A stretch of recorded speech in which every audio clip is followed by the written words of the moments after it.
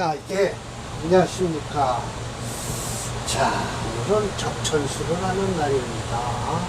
중화론이죠. 예, 30장, 예, 쭉 한난이 되죠. 예, 강유하고, 그 다음에 도로를 한난 조수를 할 차례입니다. 다음 장이 조수장이고요. 그래서 천도유 한난이라고 해서 이 천도라는 것은 하늘의 기운이에요. 날씨, 한난. 하늘의 이치에는 차가움과 따뜻함이 있다라고 했어요. 그러나 계절이라고 할 수 있는 거죠. 네. 발육만물한다. 네. 이 발육만물에 대해서 각주 처리한 것은 주역에 나와 있는 거를 제가 각주 처리했습니다. 그래서 우리 명리학에서는 이렇게 좋은 의미 있는 건 아니고요. 인도 tuk지, 인도 사람이 예, 이것을 얻어서 한난이라고 사주는 이제 들어가는 거예요. 예, 겨울에 출생했어요. 금수상관 희경관이라고 아주 이 귀에서 딱지가 박히게 듣는 소리죠. 오늘 사례명조가 네 개인데요. 원문의 번역이 좀 한 12가지 경우로다가 끊다 보니까 제가 지금 시간이 많이 걸렸고요. 물론 번역하느라고 걸렸고요.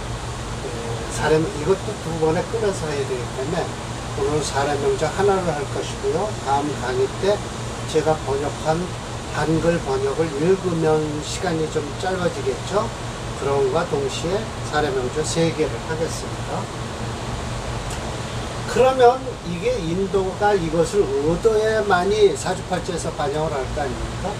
근데 불가과해라. 한쪽으로 지나치면 안 된다는 거예요. 한난도 역시 마찬가지예요. 지나치면 안 돼요. 불가하다. 지나치면 안 된다. 네, 그래서 이제 임시와 하는 것이죠. 자, 임시가 말했어요.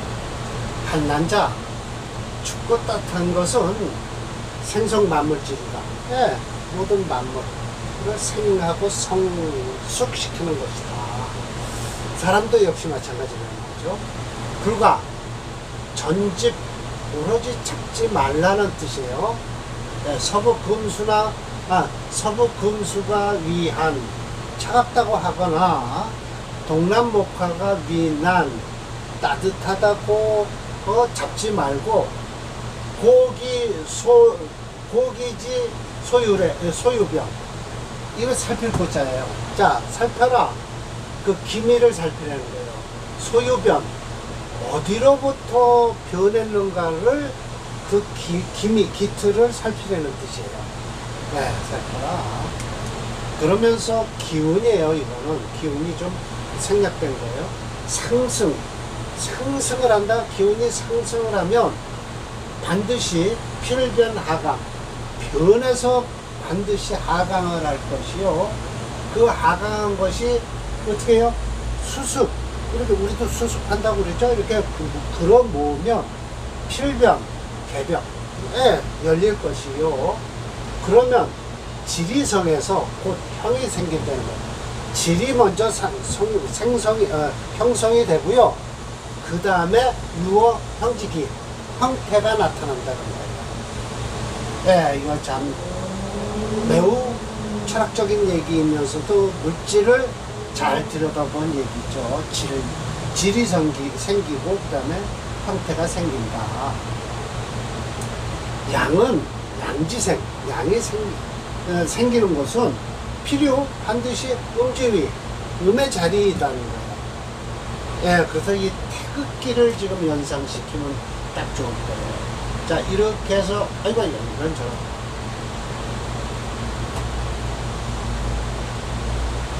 이렇게 됐나요? 아, 맞네요. 뭐, 희한하게 그리네요.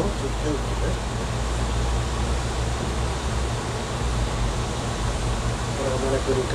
자, 여기가 음이라고 하고요. 여기가 양이라고 합시다. 그러면 이게 양의 자금이 음의 자금이 작은, 조금이 생기는 것은 양이 팽창을 해서 가장 크게, 양이 큰 곳에 딱 머무르면 여기서 음이 생겨요. 그래서 이게 팽창을 해갖고 양이 가장 크게 생긴 이 지점에서 양이 생기는 거예요. 예, 그래서 분명하게 말씀드리지만 자리가 끝을 이어서 한다. 서로 양은 주로 생물, 물을 생하지만 피, 무이성, 음이 성하려는 음이 있어서 음이 이루기로 하는 어떤 의미가 없다면, 있지 않으면, 없는 것이 아니면 이라는 거예요. 형불성. 그러면 형이 성할 수가 없어요. 형태가 역시 허생, 헛것이 생하는 것이다.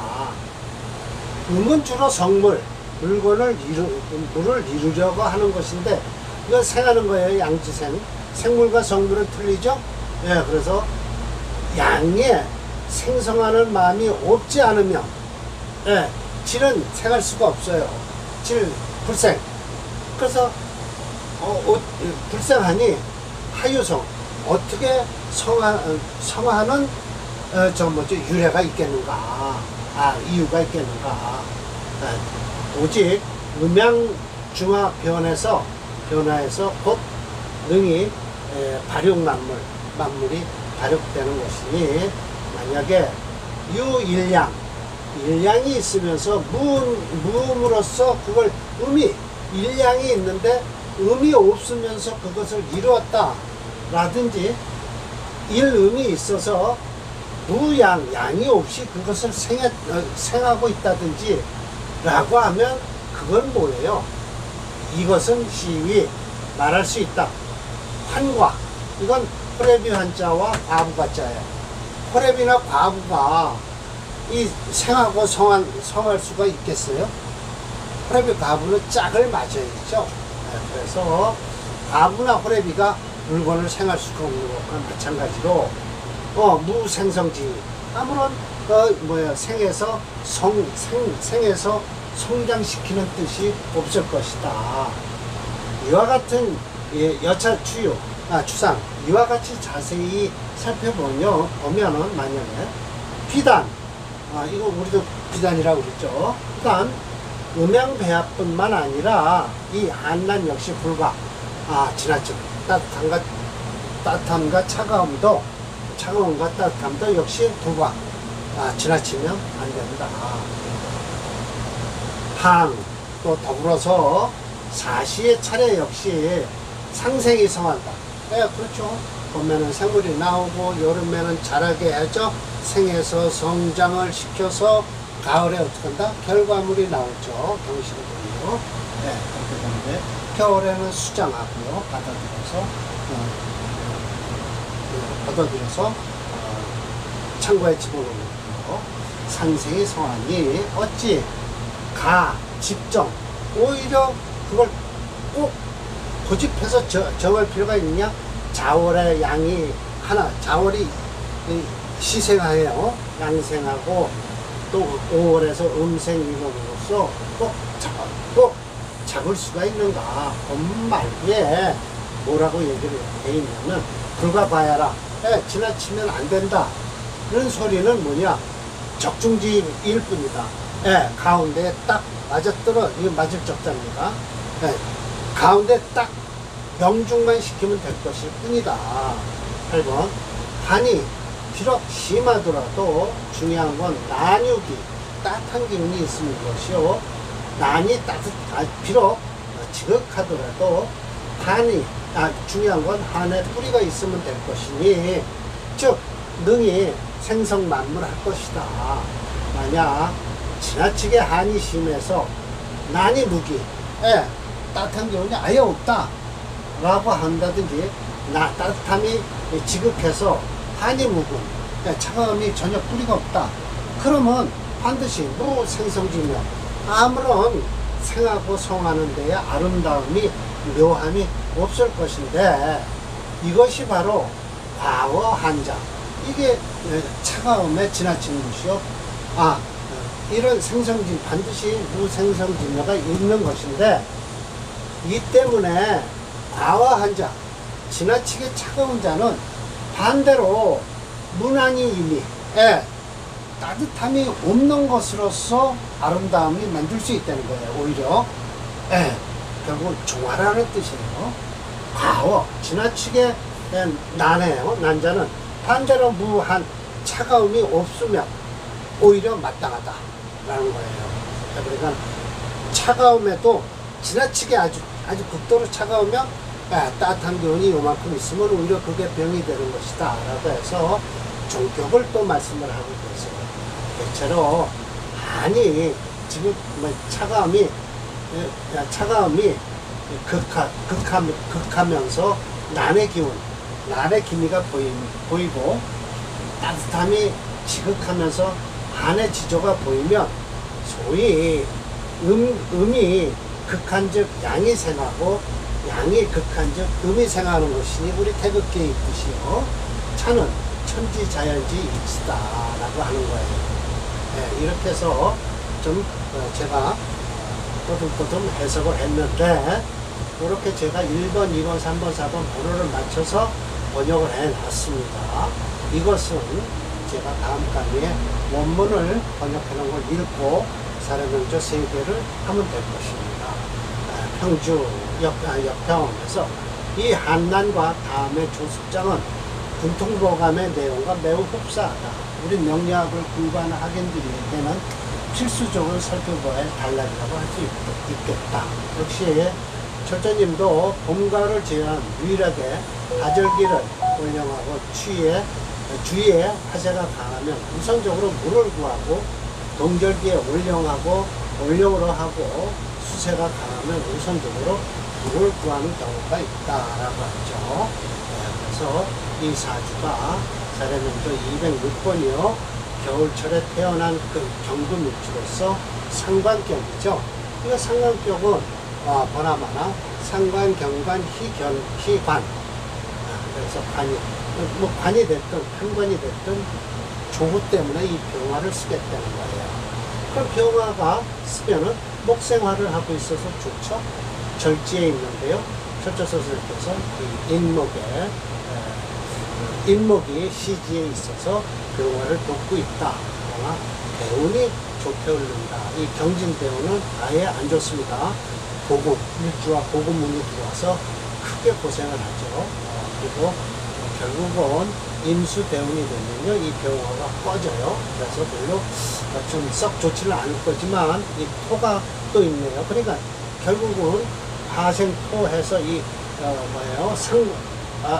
정말 현관이 생하는 인성이 있죠. 인성이 있는데 여기서 식신이 들어오니까 이 인성이 막아서 이때도 괜찮았다라고 얘기를 할 수 있겠어요. 네. 자세히 보면 대운이 이 경진대운 빼고는 그렇게 나쁘다라고 할 이유는 없습니다. 지지로야 뭐 계절이니까 그렇다 치고 일단 이 병화가 꺼지면 안 되거든요. 그런데 개수가 들어왔다고 무게압해서 또 괜찮을 것이고요. 4, 5, 미운까지 괜찮을 것 같습니다. 괜찮을 것 같습니다. 자, 철저 선생님께서 설명을 하시죠. 차는 한금 냉수하다. 춥죠. 차가운 금에 물이 차갑다. 말을 줬습니다. 목조 한토. 나무는 마르고 토는 얼었다. 그래서 만약에 인시가 아니었다면, 즉 연월의 목화는 무근이라는 거예요. 암목은 그렇죠.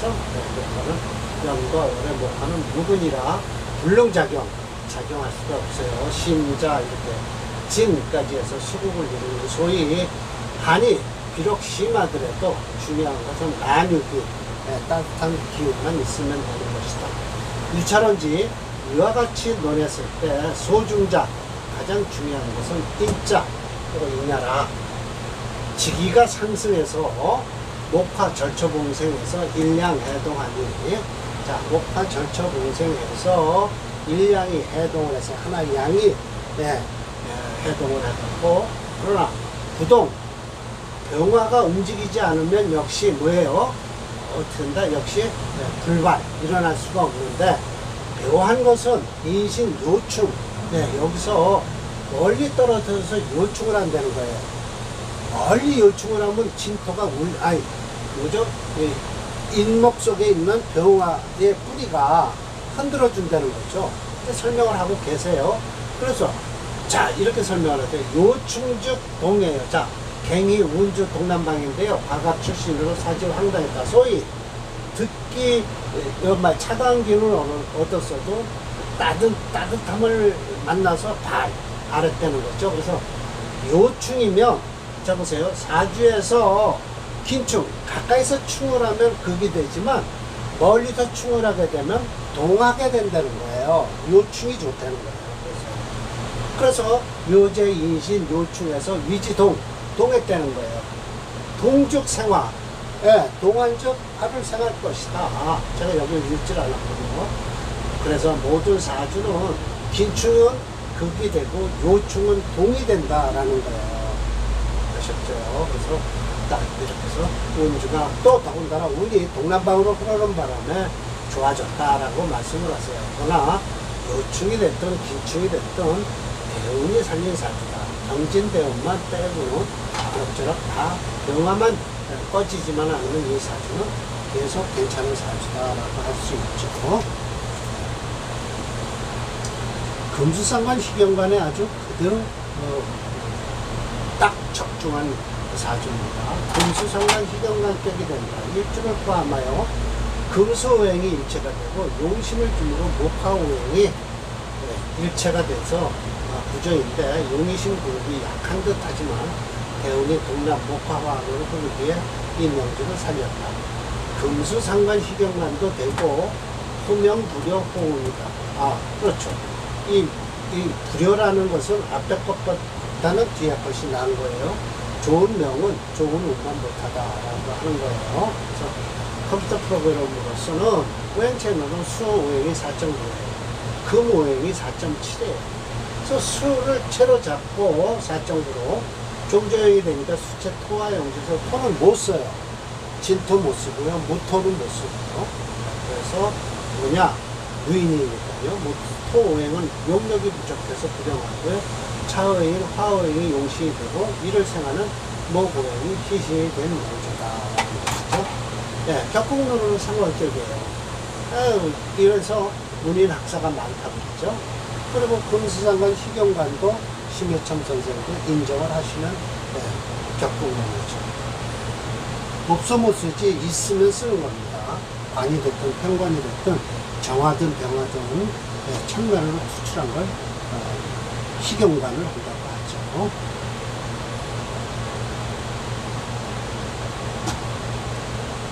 자, 프로그램을 섞여드리고 오늘 끝내겠습니다.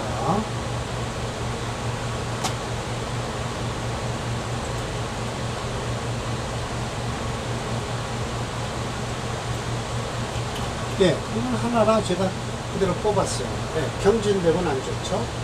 신임계가 안 좋은데요, 사실은요.